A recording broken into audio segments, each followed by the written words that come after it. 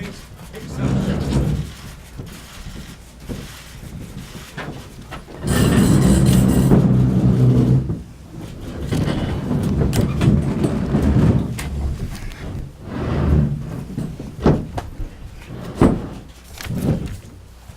Good afternoon. Thank you for being with us today. Let me introduce quickly who we have with us. Starting at my left, Commissioner Joan McDonald, who is the Department of Transportation Commissioner. John Melville, who is the Acting Commissioner of the New York State Department of Homeland Services. Tom Prendergast, who is the Chairman and CEO, two titles, of the Metropolitan Transportation Agency. Jim Malatras to my right, State Director of Operations. Patrick Foye, Executive Director of the Port Authority, and Joseph D'Amico, Superintendent, New York State Police. I am sure everyone who can hear my voice knows that we are looking at an impending snowstorm. Mother Nature has decided once again to come visit us in an extreme way. And you've heard the predictions, and the National Weather Service and our own information has confirmed that this is going to be a blizzard. It is a serious blizzard. It should not be taken lightly, and it could affect health and safety. The blizzard brings with it very high winds, gusts up to 55 miles per hour, and that's what makes the situation dangerous and difficult from our point of view. It's the snow combined with the wind. It affects visibility, snow drifts. This is supposed to be a very light snow. So they will be dangerous and difficult conditions, difficult to clear, difficult for the plows, etc. We've been preparing for it over the past 3 days or so. We have deployed assets from across the state to the New York City metropolitan area. We're focusing Rockland, Westchester, New York City, Nassau, and Suffolk. We have 750 plows from across the state that are coming down. Ironically, a few weeks ago, we had 7 feet of snow in Buffalo. 7 feet of snow. And we had to do the reverse. We had to ask all the plows in downstate New York to go up to Buffalo. So now we're asking the reverse, and the upstate plow operators are coming down, quote unquote, downstate to help. 50,000 pounds of salt. We have several hundred National Guard who have been called out and will be stationed in New York City and Long Island area primarily.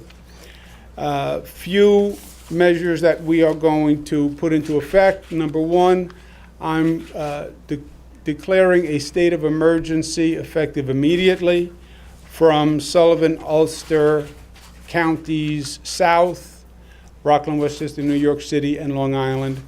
Declaration of a state of emergency allows me to waive certain laws and certain regulations, so it actually allows the government to move faster. State employees who are non-essential will be released at 3 p.m. The New York City subway system will continue to run until 7 to 8 o'clock on the usual schedule. At that point, there will be limited service on the subway system. So as we've been saying for the past few days, you should plan to leave work early or wherever you are to try to get home on the early side, because 7, 8 o'clock, the expression is they want to start to put the trains away. They want to put the subway cars in a place where they're not going to be hurt by the snow, so they'll be available quickly. To protect the subway cars, we have to close down the subway system earlier. Metro North, Long Island Railroad, will have early service, and we are anticipating at this time closing the Metro North and LIRR service at 11 p.m. That is the current plan. We will confirm these after the 4 o'clock weather advisory. But if nothing changes, we plan to stop service at Metro North and the LIRR at 11 o'clock for the same reason, so the trains can be put in a place that is safe from the weather. The path will operate on the usual schedule. At 9 o'clock, the path will go on weekend schedule, so a reduced time frame currently set for 9 o'clock. We will have a tractor-trailer ban on the main state roads 84, 287, throughway south of exit 17. That will go into effect at 4 o'clock. Tractor-trailer ban on those roads. We are considering at this time a travel ban on all main roads starting at 11 o'clock tonight. Again, to be confirmed after the 4 o'clock weather advisory when we have the most updated weather. The closing of the roads is a safety precaution. It's never an easy decision. You close the roads, people can't travel. Some people find it an inconvenience. If you leave the roads open, people can get stuck on the roads. We've had some potentially dangerous situations where people have gotten stuck on the roads during the course of a storm. And we haven't had any tragedies, but very close to it. So this is not a storm to take lightly. And we're taking what we believe are prudent measures. The times I gave you today, again, are based on the information we have at this time. As you know from the weather reports, they change from time to time. 4 o'clock, we'll get the most recent update, and then we'll confirm or adjust these times at that time, about 4:15, 4:30, right after we get the 4 o'clock broadcast. With that, I'll turn it over to questions. Governor, at what point after 4 p.m. do you think you might actually shut down completely subways, Long Island Railroad, Metro North? Well, the subways we're talking about operating until 7, 8 o'clock. I'll ask Chairman Prendergast if he wants to expand on that. And at that point, have a limited service, but again, depending on what we hear at 4 o'clock, Metro North, Long Island Railroad, 11 o'clock, at this point, closing the system down to protect the trains. But Tom, do you want to speak to that? Sure, Governor. We're going to put a Plan 5 in effect, which occurs when we have a storm of this magnitude. So as the end of the rush hour occurs, we lay the fleet up underground overnight, primarily on express tracks, and that limits our ability to run the full complement of service. That's what the governor's talking about. Service starts to get reduced. So there will be service out there, especially in the underground portions. We've changed our buses and our vehicles so they could make sure they can accommodate the snow accumulations that may occur on the street. And in terms of the commuter rail, we're exposed outdoors, telling people that travel after 11 o'clock, we need to protect that equipment, be treacherous, and they should be home at that time. Governor Malloy has issued a travel ban on all roads after 9 p.m. So if folks are on a Metro North that gets them to Connecticut after that time, they have to then drive their car to get home. How does that work with their synchronization with the other ends of the railroads at this point? Well, other ends of the railroad, yes. Your point is other states. Obviously, every state makes their own decision, and different states are anticipating different levels of the storm. Connecticut is supposed to be very badly hit. And Connecticut, for us, is comparable to Long Island and really the eastern tip of Long Island.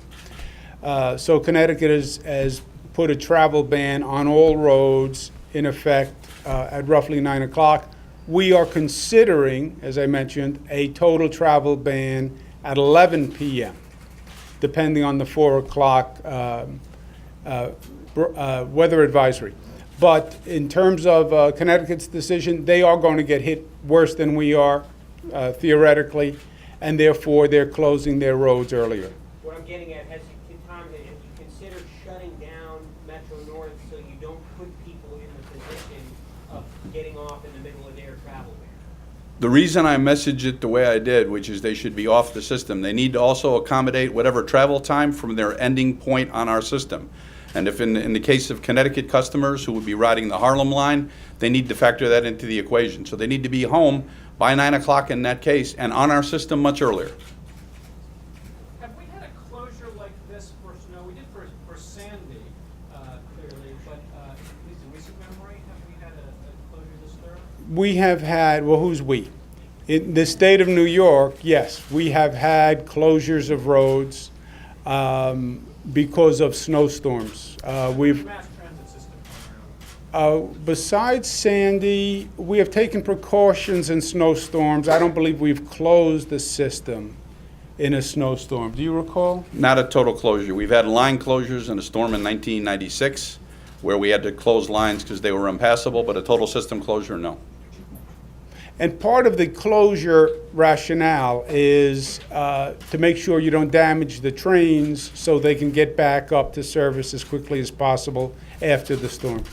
If there is limited service, if you decide that tonight, how long does it take to resume regular service, given the conditions? Once the weather clears up, this will allow us to resume regular service as soon as the weather clears up because the trains will have been protected. But do you think, given that the blizzard is going to go well into tomorrow, that's not going to happen? Well, obviously, if the blizzard, as predicted, is ferocious tomorrow, then we would stay on limited service or closed, whatever the case may be. This is for Tom Prendergast.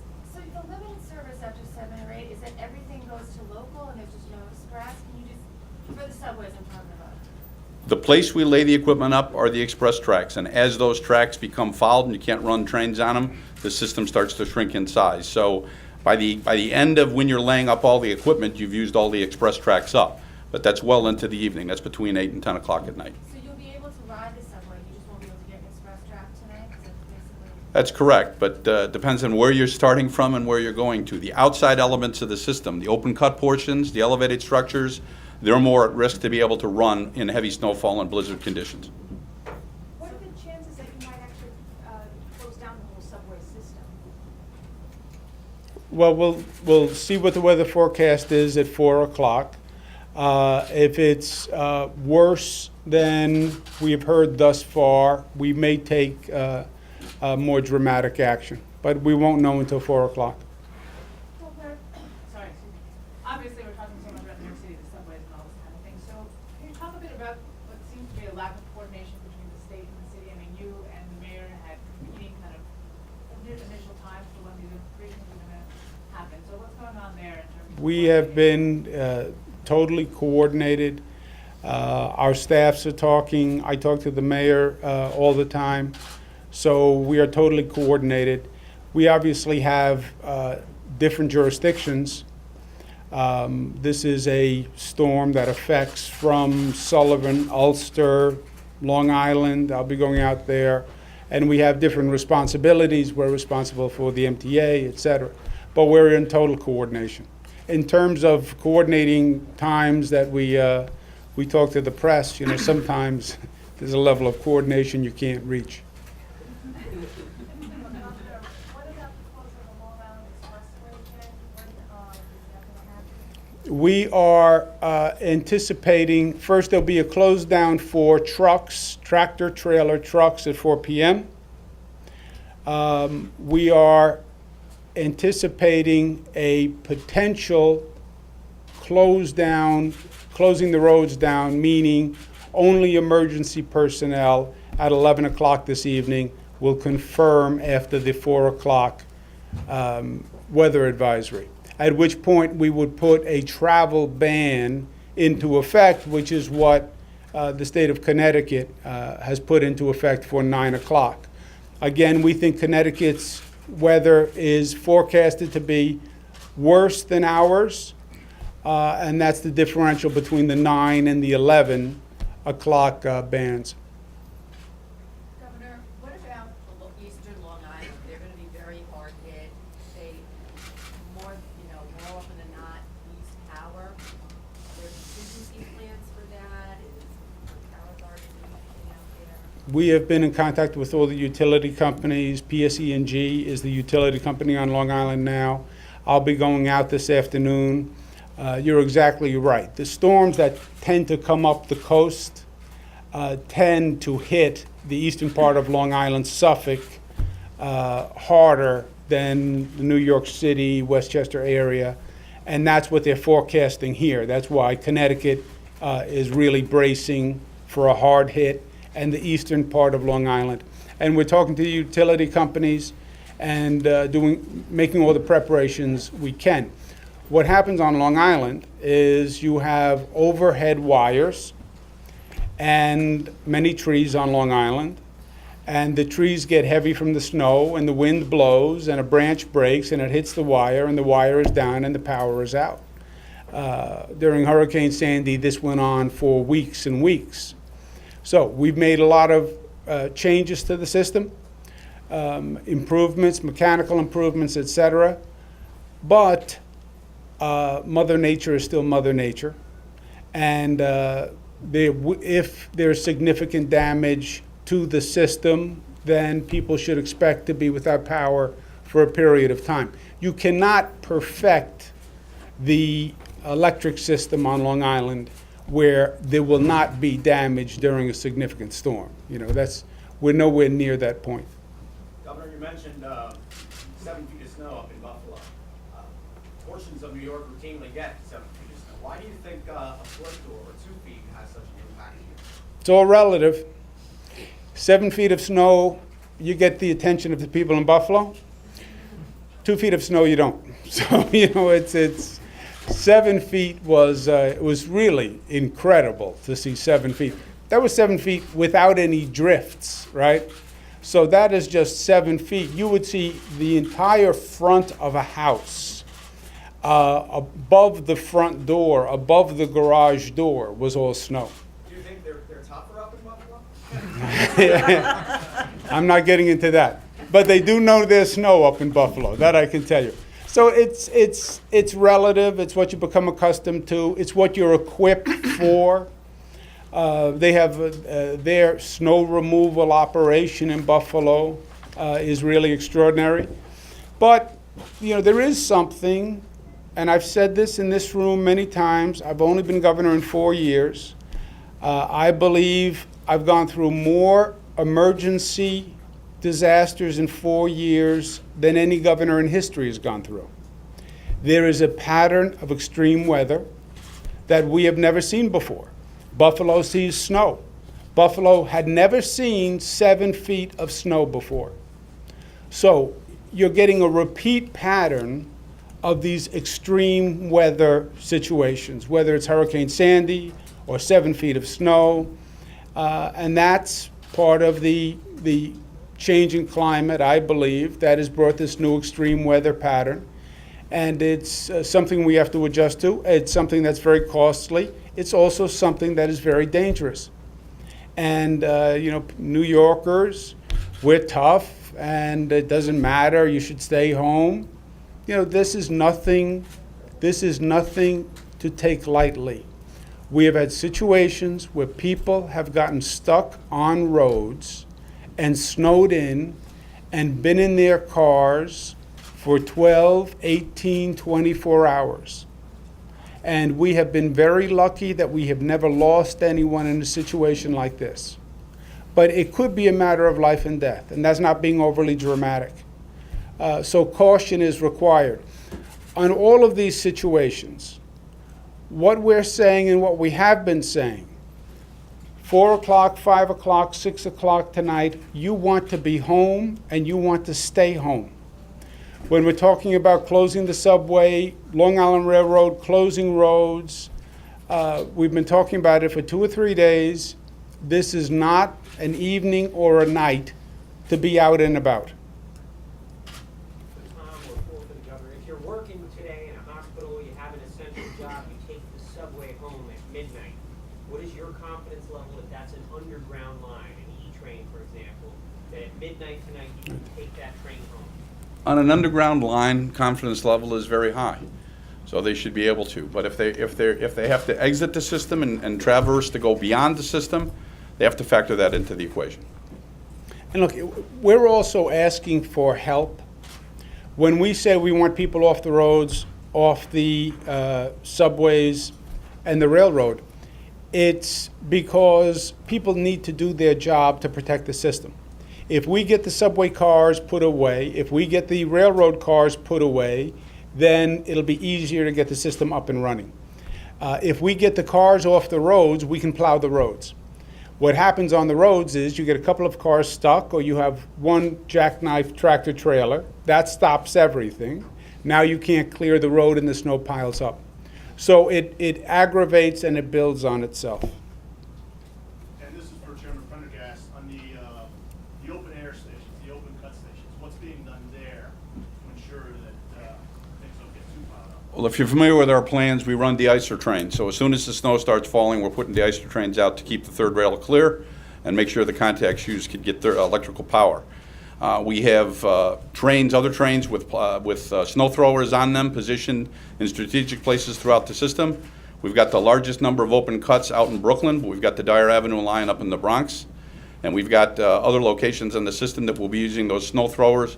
And so as the governor said, as travel diminishes and we bring trains in and lay them up, we can focus all of our efforts at snow fighting and make sure we're as ready as possible for the Wednesday morning commute, Tuesday morning commute. The bus service is going to be affected for sure. What's your decision-making process as the snow comes down and roads are? We saw a higher number of people coming in earlier. We hope they also self-select to go home earlier. So the buses that have the highest exposure to getting stuck are the articulated buses, so we'll chain those.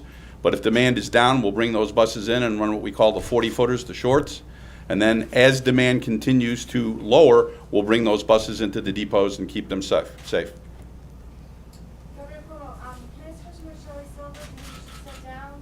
Yeah. Can we just finish, anything else on the weather? Are any anti-gouging measures going into effect for gas, for Uber, for anything at all? Uber gouging, that's a new concept I haven't heard of before in this situation. Not that we have heard of.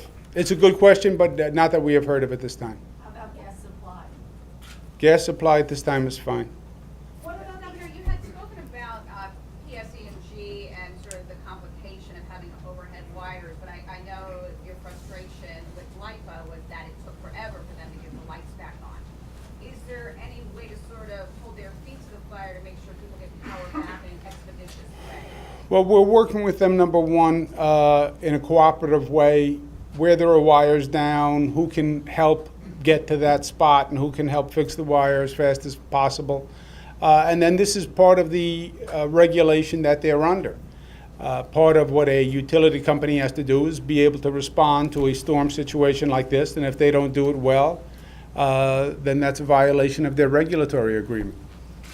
What about the airports, as for Pat and for the governor, any chance that, we know there's flight delays, any chance that an airport could actually get shut down? Mr. Foye? Closed, I mean. Yeah, look, there are extensive cancellations today. About 78% of the flights at LaGuardia have already been canceled. I expect that percentage to go up. At JFK, nearly 50%, about 50% of the flights have been canceled. Expect that number to go up as well. Tomorrow, there will be very extensive cancellations at actually all area airports.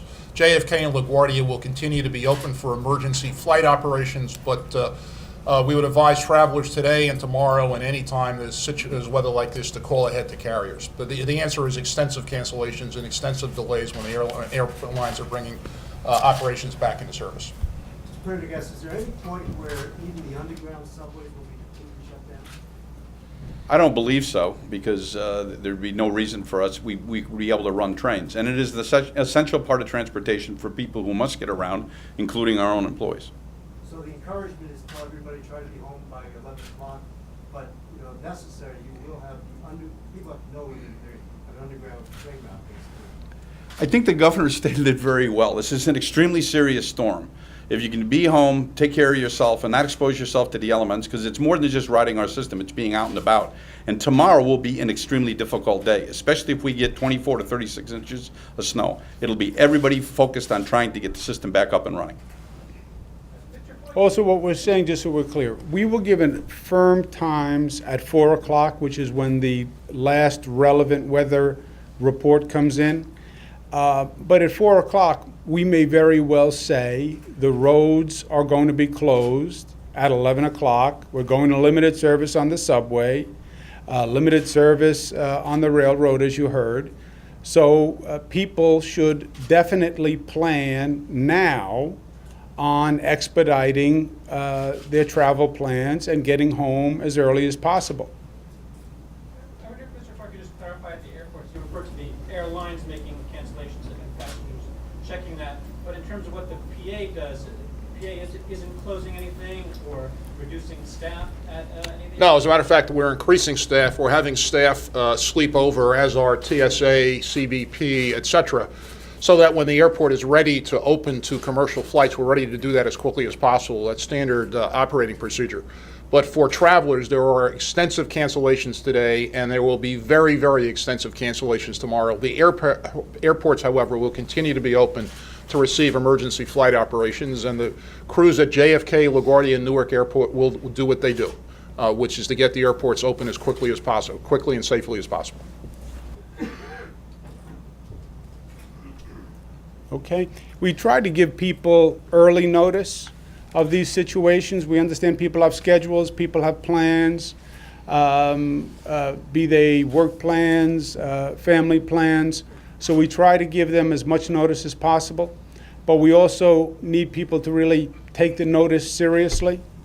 And it's early in the afternoon now, and we wanted to get them this information as early as possible. We'll confirm it at 4 o'clock. I don't believe there's going to be a change at 4 o'clock. So assume that your schedule is going to need to be expedited this evening, or you could have very long delays, or you could have a real problem. Getting stuck on a road is a real problem, and it's a real possibility tonight and tomorrow. Okay, any questions off topic? Yes. Can you say, if you reach us, we should step down, who is power sharing? I think, I only know what I've read in the newspaper, but I think it's a terribly unfortunate situation for himself. I think it's frankly a terrible situation for government writ large. It's another negative. It's another reason why people are cynical about the system and skeptical about the system. So we're trying to build trust in the system. And this is a negative that just brings up all the worst stereotypes of government. So I think it's very unfortunate. In terms of the Speaker's decision to step aside or step down, I don't know what the details actually are. From my point of view, the government functioning is very important. We have to pass laws, we have to pass budgets. You take something like today, this requires a lot of coordination, it requires funding. The government has to work. And the distraction of what's going on with the Speaker, it hurts the functioning of government. So to the extent there's going to be a replacement that will run the Assembly, I think that's a good thing, because from my point of view, my job is to get things done and to get the government working. And the Assembly is an important part of that. I have... To have 5 people doing it, would it be better if Shelley just totally stepped aside? Yeah, Instead of letting these 5 people do it? Well, first, the Assembly, the legislature is a different branch of government, and the governor runs the executive, so I'm not going to tell them how to run the Assembly. To the extent I have to interact with the Assembly, committees, management by committee, I've never been a fan of, and I've never seen it work well. So I'd like to see what the actual configuration is that they come up with. when they come up with it, and then I'll have an opinion. Governor, how do you anticipate that this new arrangement, this committee arrangement will impact budget negotiations, which are obviously starting to get underway soon in Albany? Well, that's the question. That's the functioning of government. What does the government have to do? One of the things is we have to negotiate a budget. I laid out a state of the state that probably had 70 proposals. How do we reform education? How do we bring broadband to people across the state? How do we do a tax cut? This is all important information, and these are all real-life decisions that make a difference in people's lives, you know? You're talking about their health care, you're talking about their security. So that the government works matters. Look at today. If government doesn't work, it can literally be a matter of life and death. So I'm focused on the functionality of government, and I want to know what the mechanism is that will replace the speaker. And as I said, all I know is what I've read and the quote-unquote committee.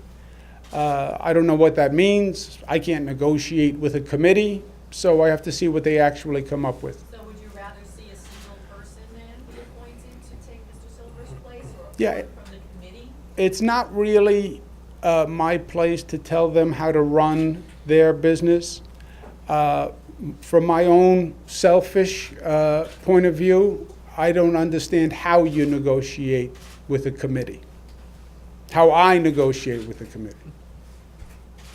All right, guys, Governor, the last question, does this whole situation make you think or lead to any kind of change in how you feel about the shutting down of the law enforcement to begin with? And whether it should have been standing too early, not too early?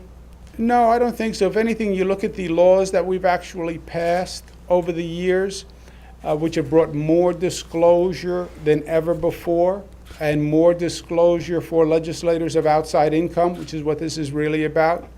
I think that those laws actually were the genesis of bringing this situation to light. So the more transparency, the better. Okay, thank you very much.